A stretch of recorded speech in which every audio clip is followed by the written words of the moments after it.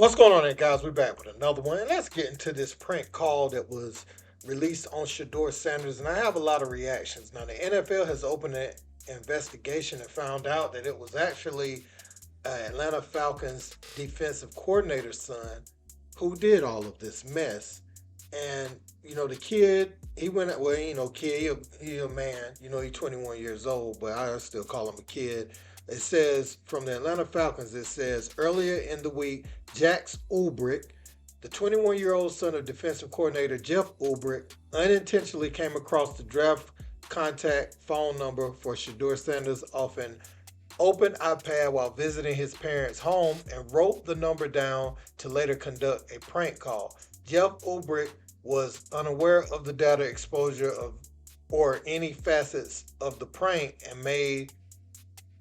and was made aware of the above only after the fact. The Atlanta Falcons did not condone this behavior and send our sincere apologies to Shedeur Sanders and his family, who we have been in contact with to apologize to, as well as facilitate an apology directly from Jax to the Sanders family.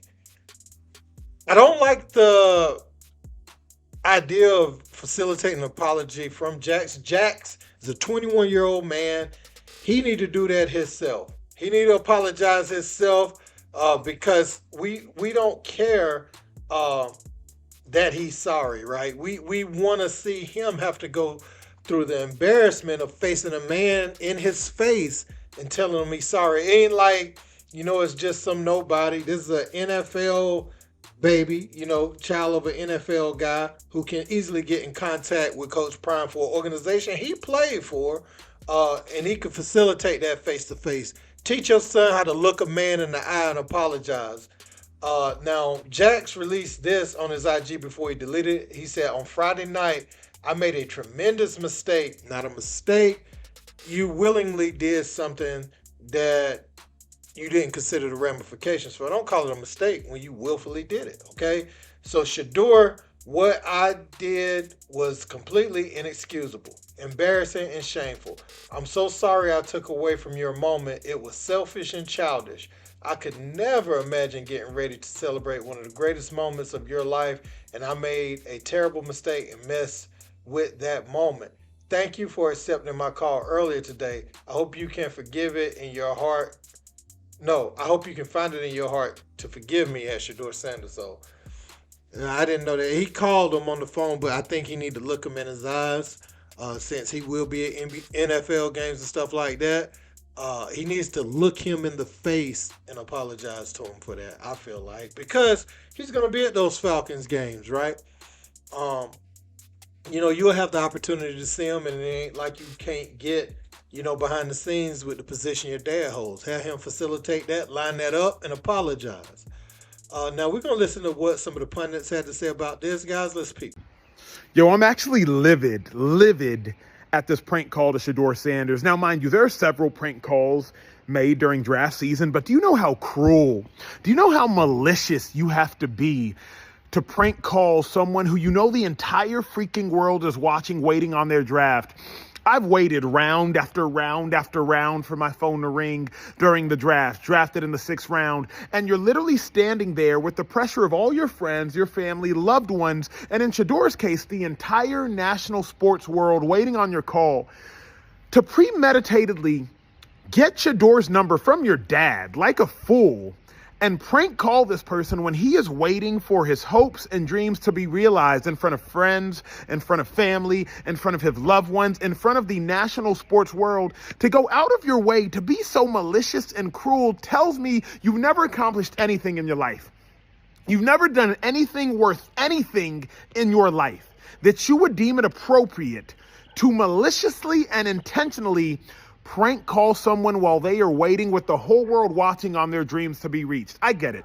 Prank calls happen during the draft, but with all due respect, it don't matter if you prank call Emmanuel Acho. The only person who cared that I got drafted was my family and my friends. The whole sports world was waiting to see if Shedeur were going to get drafted and when. And to be so childish, to be such an imbecile that you would think it would be appropriate to prank call this man while he is waiting on his dreams to be realized, shame on you. And sorry don't cut it, Ulbrich. Sorry don't cut it. Sorry don't cut it. Embarrassing, childish, cruel, malicious, just pathetic. Pathetic. So Shedeur Sanders fell in the NFL draft because of racism. I should have known that somebody would pull the race card, and I think it's just a pathetic take. That's just my opinion, though. Here are some numbers, some facts. If you care about facts and the truth right now, that might interest you. I did some homework. It's not that hard, you guys. Last season, 15 of the 32 NFL starting quarterbacks were black. That's about half, right? That's racist. How about the top 15 NFL players as far as money, payment, what they're making, salary? Dak Prescott, the highest paid player at $60 million a year. That's racist. And of the top 15 paid players, 9 are black or biracial. 9 of the 15, making a combined $448 million a year. This weekend, I know you kept track how many black players were taken in the first round. 26, guys. 26 of 32 in the first round were black. That's over 80%. You know, it's always the same cast of characters who cry racism and try to divide. So I guess we should not be surprised, but it's pathetic and it's lazy, and it only takes away from those times when racism truly does exist. The boy who cried wolf. Stop doing this. You know, the speculation is going to continue. We'll hear more and more from scouts, etc., as far as why it took till pick 144 for Shedeur's name to be called. But please just stop with the race baiting. Now let me address both of these. Acho, I agree with most of what you said, but you said if you prank call somebody like Emmanuel Acho, it's not as bad. No, it's just as bad. You don't play with nobody's, because it's a moral thing, right? You don't play with nobody's day like that. He's waiting. They looking around. I think what happened here, like people saying race. I know race plays a factor, and I'm going to get to that later.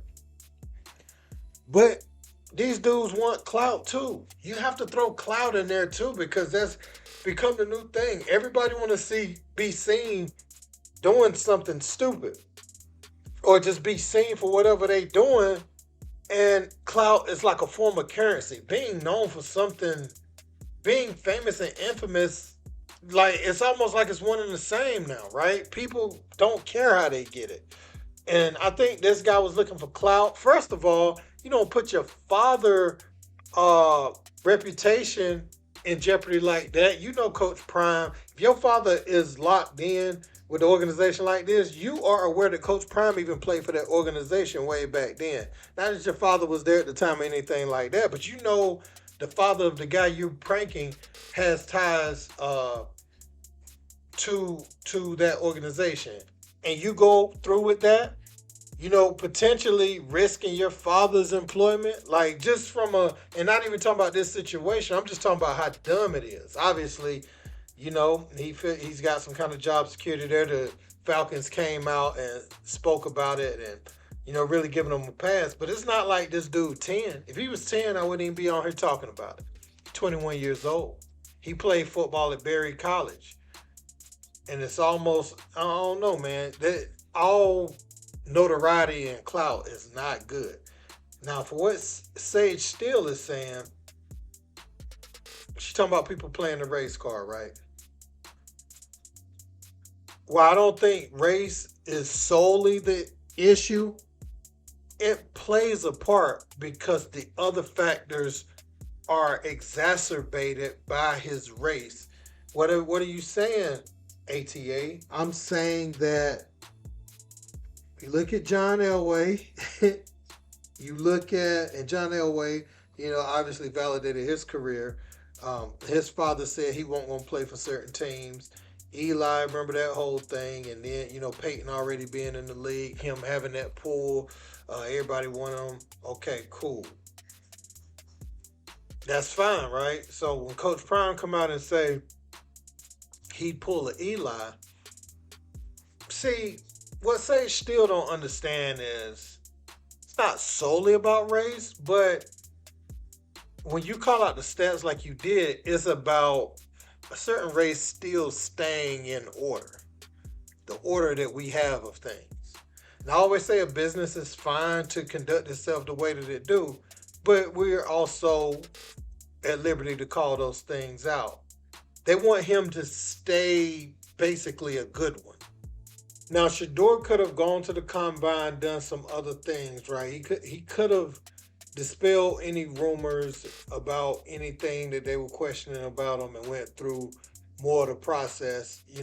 I'll say that. You don't leave nothing unturned, right? I know your agents tell you certain things, and you get feedback from people in the know, like what you should and shouldn't do. But nah, if they got questions, go out there and do all that. But guys, I kind of want to know what your thoughts of this is. Don't forget to like, share, and subscribe. Till next time. Peace.